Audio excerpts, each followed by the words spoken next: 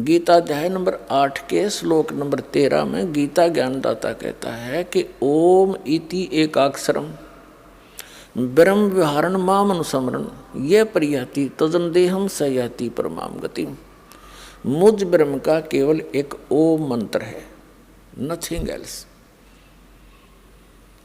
और जो उच्चारण करते हुए इसका सेवन करता हुआ शरीर छोड़कर जाता है, सयाति परमाम गति, वो ओम से अर्थात ओम है ब्रह्म का मंत्र, ब्रह्म की साधना।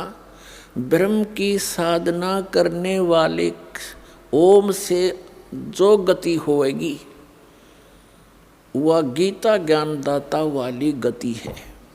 ओम से जो गति होएगी वो क्या होएगी? ओम ब्रह्म की उपासना का मंत्र है और ओम मंत्र से ब्रह्मलोक प्राप्ति होएगी। गीता अध्याय नंबर 8 के श्लोक नंबर 16 में कहा कि ब्रह्मलोक पर्यंत भी सभी लोग पुनरावृत्ति में है, अर्थात वहाँ गए हुए साधक भी फिर लौटकर जन्म मृत्यु में आते हैं, क्योंकि ये खुद कहता है मेरे भी जन्म मृत्यु होती है और अर्जुन तेरी भी रहेगी। तो इसे सिद्ध हो गया गीता अध्याय नंबर 7 के श्लोक नंबर 18 में गीता ज्ञानदाता अपनी गति को यानी अपनी साधना से होने वाले जितना भी से लाभ मिलना है ब्रह्मलोक प्राप्ति, उसको भी अनुतमाम यानी अति व्यर्थ, अति घटिया, अति अश्रेष्ठ बता रहा है।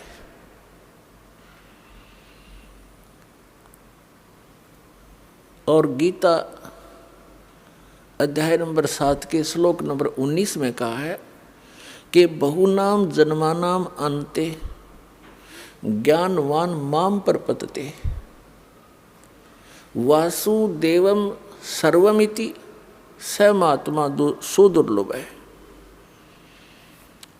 क्या बताता गीता ज्ञानदाता कि बहुनाम जन्मानाम अन्ते ज्ञानवान माम प्रपद्यते, बहुत बहुत जन्मों को व्यर्थ करके किसी एकाध अंत के जन्म में ये ज्ञानी आत्मा मेरी भक्ति करते हैं। माम प्रपद्यते, मुश्किल से कहते हैं, बाकी अन्यथा और ही साधनाओं में लगे रहते हैं जो बिल्कुल व्यर्थ होती हैं। लेकिन बहुनाम जन्मानाम अन्ते ज्ञानवान माम प्रपद्यते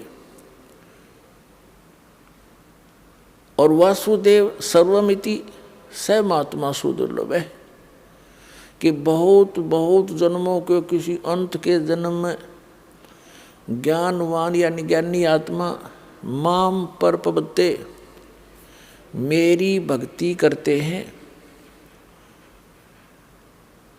और जो ये बताने वाला महात्मा तो बहुत दुर्लभ है, बड़ी मुश्किल से मिलेगा तुझे।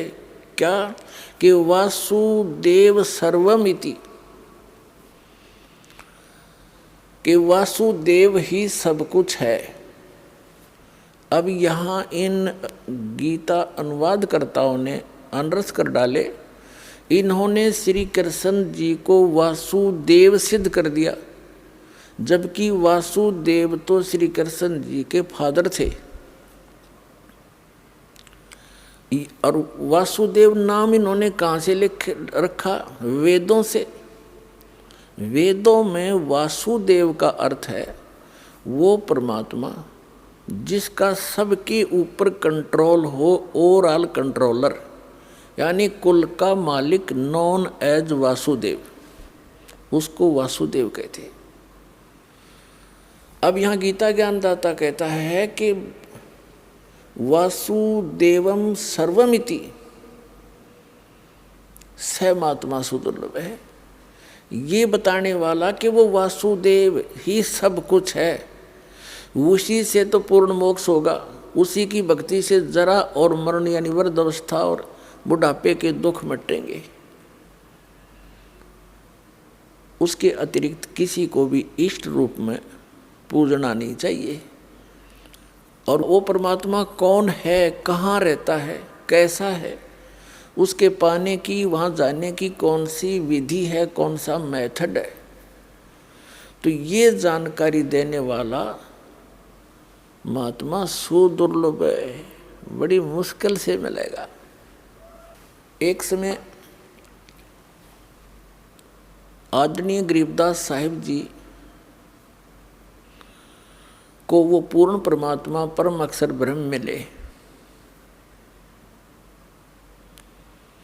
जिसमें आदरणीय गरीबदास साहिब जी गांव छुड़ानी, जिला झज्जर, हरियाणा वाले 10 वर्ष के बालक थे। खेतों में अपने गौवें चरा रहे थे, अपने ही खेतों में। ये किसान घर में जन्म था। आदरणीय गरीबदास साहिब जी गांव छुड़ानी, जिला झज्जर में एक जाट किसान परिवार के अंदर जन्मे थे। बहुत बड़े जमींदार थे ये, 1400 एकड़ जमीन थी इनकी।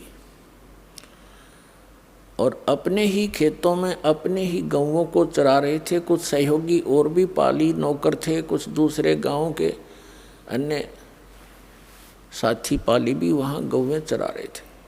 पूर्ण परमात्मा अपने विधान अनुसार वो कबीर परमेश्वर सतपुरुष परम अक्षर ब्रह्म सतलोक से चलकर आया, जो विधान है उस परमात्मा का।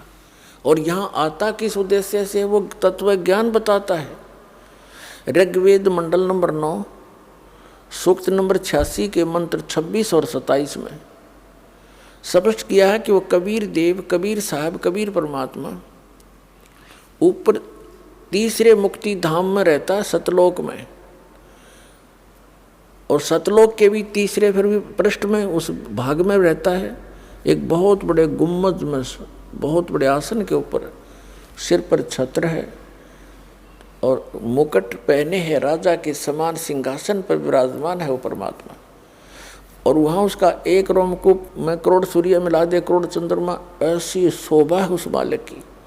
लेकिन यहाँ जब आते हैं, अपने उस शोभा को हल्का करके, सरल करके स्वरूप को आते, नहीं तो एज इट इज आ जावे तो हम उनको देख नहीं सकते, चरम दृष्टि देख नहीं सकती। तो अपने रूप को सरल करके यहाँ आते हैं और उन श्रेष्ठ आत्माओं को मिलते हैं जो दृढ़ भक्त होते हैं। उनको किस उद्देश्य से मिलते हैं?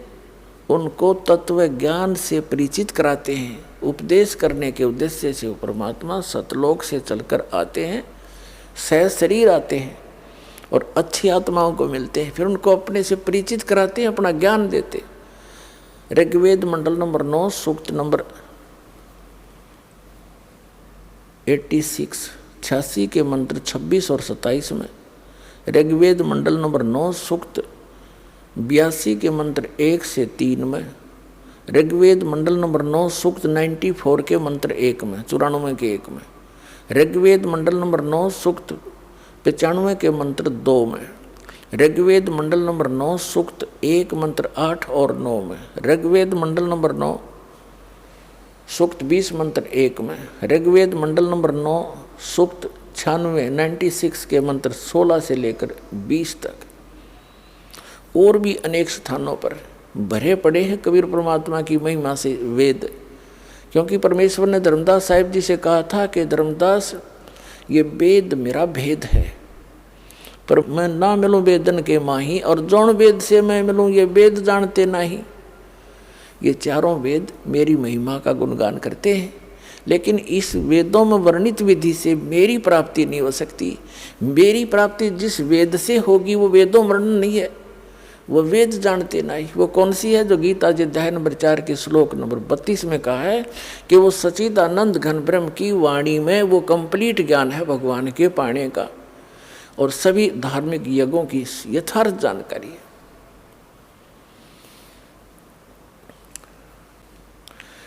तो वो परमात्मा उस विधान अनुसार अच्छी आत्मा आदरणीय गरीबदास साहिब जी उस नेक आत्मा को मिले, सचखंड लेकर गए, सतलोक दिखाया, सब ब्रह्मांड दिखाए, जहाँ मालिक रहते हैं वो सतिथि दिखाई, वहाँ हंस कैसे रहते हैं, वहाँ कैसी सृष्टि है, वहाँ सदाबहार वृक्ष है, सुंदर सुंदर पहाड़ हीरे पन्नों से जड़े हुए, यहाँ तो पत्थरों के पहाड़, वहाँ हीरे पन्नों के जवाहरातों के पहाड़ हैं, और किसी चीज़ का अभाव नहीं, वहाँ कोई पदार्थ खराब नहीं होता। जैसे गंगा जैसी दरिया, वहाँ पर अमृत सरोवर भरे पड़े हैं।